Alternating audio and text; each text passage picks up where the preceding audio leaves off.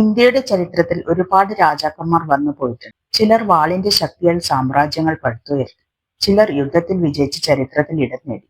പക്ഷേ ഏകദേശം 3 നൂറ്റാണ്ടോളം ഇന്ത്യയുടെ രാഷ്ട്രീയത്തെയും സംസ്കാരത്തെയും വാസ്തുവിദ്യയെയും മാറ്റിമറിച്ച ഒരു സാമ്രാജ്യമുണ്ട്, മുഗൾ സാമ്രാജ്യം. എങ്ങനെയാണ് ഒരു ചെറിയ സൈന്യവുമായി എത്തിയ ബാബർ ഇന്ത്യയുടെ വലിയൊരു ഭാഗത്തിന്റെ ഭരണാധികാരിയായത്? എങ്ങനെയാണ് അക്ബർ അതിനെ ഒരു മഹാസാമ്രാജ്യമാക്കി മാറ്റിയത്? എന്തുകൊണ്ടാണ് ഔറംഗസേബിന്റെ മരണത്തിന് ശേഷം ആ സാമ്രാജ്യം തകർന്നത്?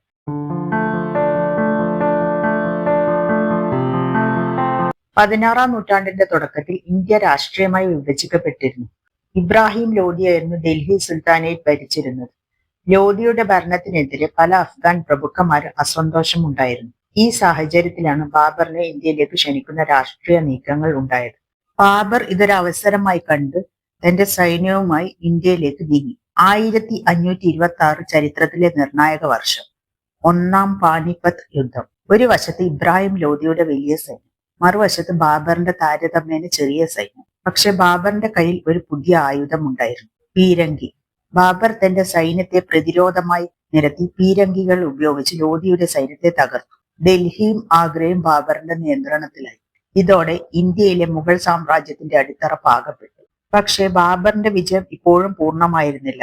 അദ്ദേഹത്തിന് ഇന്ത്യയിൽ ശക്തമായ എതിരാളികൾ ഉണ്ടായിരുന്നു. രാജസ്ഥാനിലെ ശക്തനായ രജ്പുത് ഭരണാധികാരി റാണ സാംഗെ ബാബറിന്റെ അടുത്ത വലിയ എതിരാളിയായിരുന്നു. അദ്ദേഹത്തിന്റെ നേതൃത്വത്തിൽ നിരവധി രജ്പുത് ശക്തികൾ ഒന്നിച്ചു ബാബറിനെ ഇന്ത്യയിൽ നിന്ന് പുറത്താക്കാൻ ശ്രമിച്ചു.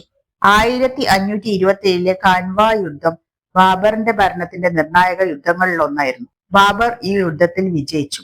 ഈ വിജയത്തോടെ ഉത്തരേന്ത്യയിലെ തന്റെ സ്ഥാനം കൂടുതൽ ശക്തമാക്കി. എന്നാൽ ബാബറിന്റെ ഇന്ത്യയിലെ ഭരണകാലം വളരെ നീണ്ടില്ല.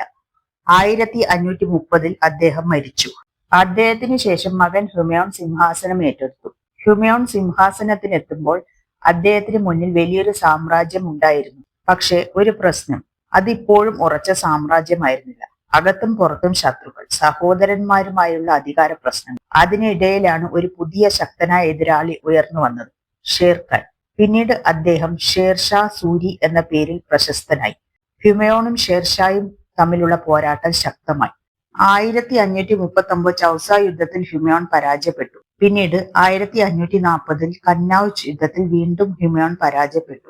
ഇതോടെ ഹുമയൂണിന് ഇന്ത്യ വിട്ടു പോകേണ്ടി വന്നു. അദ്ദേഹം ഒടുവിൽ പേർഷ്യയിലെ സഫവിദ് ഭരണാധികാരിയുടെ സഹായം തേടി. വർഷങ്ങൾ നീണ്ട പ്രവാസത്തിനു ശേഷം ഹുമയൂൺ തിരിച്ചു വന്നു. 1555 ഡൽഹി തിരിച്ചു പിടിച്ചു. പക്ഷെ വിധി അദ്ദേഹത്തിന് അധികം സമയം അനുവദിച്ചില്ല. 1556 ഹുമയൂൺ മരിച്ചു. 1556 അദ്ദേഹത്തിന്റെ മകൻ ജലാലുദ്ദീൻ മുഹമ്മദ് അക്ബർ സിംഹാസനം ഏറ്റെടുത്തു. അന്ന് അക്ബറിന് വെറും 13 വയസ്സായിരുന്നു. പക്ഷേ ഡൽഹി ഇപ്പോഴും സുരക്ഷിതമായിരുന്നില്ല. അദ്ദേഹത്തിന്റെ പ്രധാന എതിരാളി ഹേമുവിന്റെ സൈന്യം ഡൽഹിയിലേക്ക് മുന്നേറി. 1556 രണ്ടാം പാനിപ്പത്ത് യുദ്ധത്തിൽ മുഗൾ സൈന്യം വിജയിച്ചു. ഇതോടെ അക്ബറിന്റെ അധികാരം ഉറപ്പിച്ചു. പക്ഷെ അക്ബറിന്റെ യഥാർത്ഥ മഹത്വം പിന്നീട് ആരംഭിക്കുകയായിരുന്നു. അദ്ദേഹം മനസ്സിലാക്കിയിരുന്നത് ഒരു വലിയ രാജ്യം വെറും യുദ്ധത്തിലൂടെ ഭരിക്കാൻ കഴിയില്ല. അതിനാൽ അദ്ദേഹം ഭരണ സംവിധാനം പുനഃസംഘടിപ്പിച്ചു. പ്രാദേശിക ഭരണാധികാരികളുമായി ബന്ധം സ്ഥാപിച്ചു. രജപുത്തുകളുമായി രാഷ്ട്രീയ സഖ്യങ്ങൾ ഉണ്ടാക്കി. വിവിധ സമൂഹങ്ങളിൽ നിന്നുള്ള ആളുകളെ ഭരണത്തിൽ ഉൾപ്പെടുത്തി. ഭൂനികുതി ശേഖരണ സംവിധാനം കൂടുതൽ ക്രമപ്പെടുത്തി. സൈനിക ഉദ്യോഗസ്ഥരുടെ പദവിയും ഉത്തരവാദിത്വം ക്രമീകരിച്ച മൻസബ്ദാരി സംവിധാനം ശക്തിപ്പെടുത്തി. അക്ബറിന്റെ കാലത്ത് മുഗൾ സാമ്രാജ്യം വൻതോതിൽ വികസിച്ചു. പല രജ്പുത് ഭരണാധികാരികളുമായി അദ്ദേഹം സൗഹൃദമുണ്ടാക്കി. വിവാഹ ബന്ധങ്ങളും രാഷ്ട്രീയ കൂട്ടുകെട്ടുകളും രൂപപ്പെട്ടു. എന്നാൽ എല്ലാവരും കീഴടങ്ങിയില്ല. മേവാറിലെ പ്രശസ്തനായ ഭരണാധികാരി മഹാറാണ പ്രതാപ് അക്ബറിന്റെ സാമ്രാജ്യത്തിന് കീഴടങ്ങാൻ തയ്യാറായില്ല.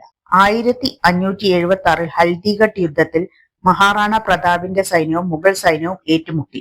യുദ്ധത്തിന്റെ ഫലത്തെക്കുറിച്ച് വിവിധ ചരിത്ര വിലയിരുത്തലുകൾ ഉണ്ടെങ്കിലും മഹാറാണ പ്രതാപിന്റെ പ്രതിരോധം തുടർന്നു. അദ്ദേഹം പിന്നീട് മലനിരകളിൽ നിന്ന് ഗറില്ല രീതിയിലുള്ള പോരാട്ടം നടത്തി നഷ്ടപ്പെട്ട പ്രദേശങ്ങളുടെ വലിയൊരു ഭാഗം വീണ്ടെടുത്തു. ഇതോടെ അക്ബറിന്റെ കാലം വെറും വിജയങ്ങളുടെ കഥയല്ലെന്ന് മനസ്സിലാക്കാം. അത് ശക്തമായ പ്രതിരോധങ്ങളുടെ കാലവുമായിരുന്നു. അക്ബർ മറ്റൊരു കാരണത്താലും ചരിത്രത്തിൽ പ്രശസ്തനായി. വ്യത്യസ്ത മതങ്ങളിലുള്ള പണ്ഡിതന്മാരുമായി അദ്ദേഹം ചർച്ചകൾ നടത്തി. ഫത്തേപൂർ സിക്രിയിൽ ഇബാദത്ത് ഖാന സ്ഥാപിച്ച് മത ചർച്ചകൾക്ക് അവസരം നൽകി. ഹിന്ദുക്കളും മുസ്ലിമുകളും ജൈനരും ക്രിസ്ത്യാനികളും മറ്റു പണ്ഡിതന്മാരും അദ്ദേഹത്തിന്റെ കൊട്ടാരത്തിൽ ചർച്ചകളിൽ പങ്കെടുത്തു. അക്ബർ സുൽഹിക്കുൽ അഥവാ എല്ലാവരോടുമായുള്ള സമാധാനം എന്ന ആശയം മുന്നോട്ട് വെച്ചു. അദ്ദേഹത്തിന്റെ കാലത്ത് കലയും സാഹിത്യവും വിവർത്തന പ്രവർത്തനങ്ങളും വളർന്നു. മഹാഭാരതം പോലുള്ള സംസ്കൃത ഗ്രന്ഥങ്ങൾ പേർഷ്യൻ ഭാഷയിലേക്ക് വിവർത്തനം ചെയ്യപ്പെട്ടു. ഇതിലൂടെ മുഗൾ കൊട്ടാരം ഒരു രാഷ്ട്രീയ കേന്ദ്രം മാത്രമല്ല, സംസ്കാരങ്ങളുടെ സംഗമ കേന്ദ്രമായി മാറി. 1605 അക്ബർ മരിച്ചു. അദ്ദേഹത്തിന് ശേഷം അദ്ദേഹത്തിന്റെ മകൻ ജഹാംഗീർ സിംഹാസനത്തിലെത്തി. ജഹാംഗീറിന്റെ കാലത്ത് മുഗൾ ചിത്രകല വളരെയധികം വികസിച്ചു. പ്രകൃതിയെയും മൃഗങ്ങളെയും മനുഷ്യരെയും സൂക്ഷ്മമായി ചിത്രീകരിക്കുന്ന കലാകാരന്മാർ കൊട്ടാരത്തിൽ പ്രശസ്തരായി. എന്നാൽ ജഹാംഗീറിന്റെ ഭരണവുമായി ഏറ്റവും കൂടുതൽ ബന്ധപ്പെടുന്ന പേര് നൂർജഹാൻ. അവരുടെ വിവാഹം 1611 നടന്നു.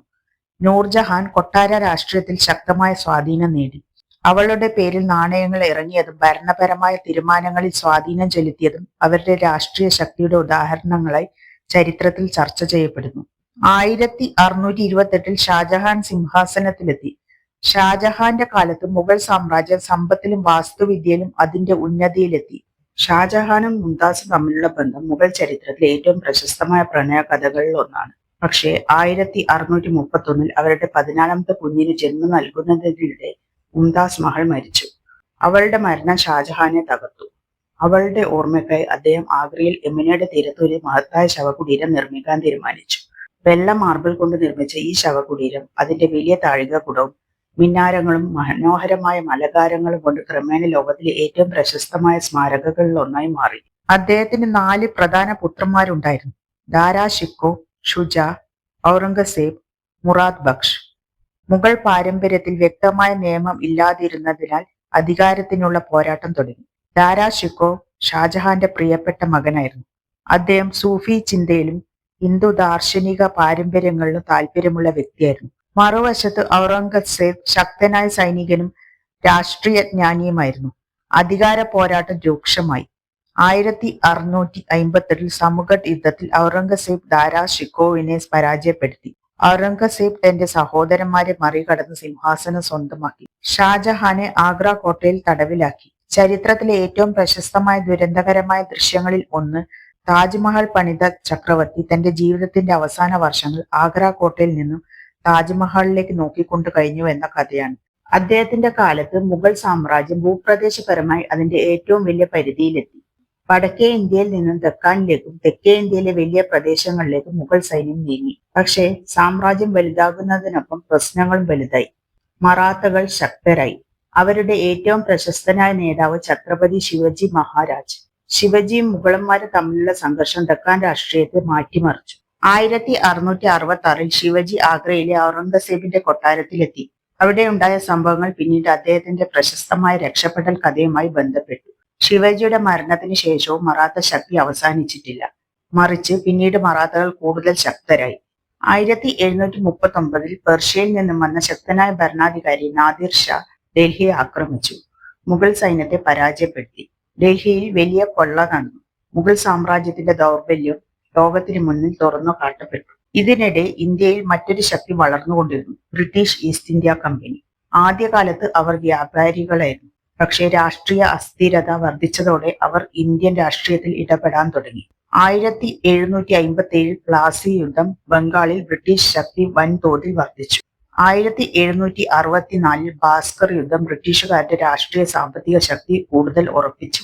മുഗൾ ചക്രവർത്തി ഇപ്പോൾ യഥാർത്ഥ അധികാരമില്ലാത്ത പ്രതീകമായി മാറുകയായിരുന്നു. അവസാന മുഗൾ ചക്രവർത്തി ബഹദൂർ ഷാ സഫർ ഒരു വലിയ സൈനിക വിജയങ്ങളുടെ ചക്രവർത്തിയായിരുന്നില്ല. പക്ഷെ അദ്ദേഹം ഒരു കവിയായിരുന്നു.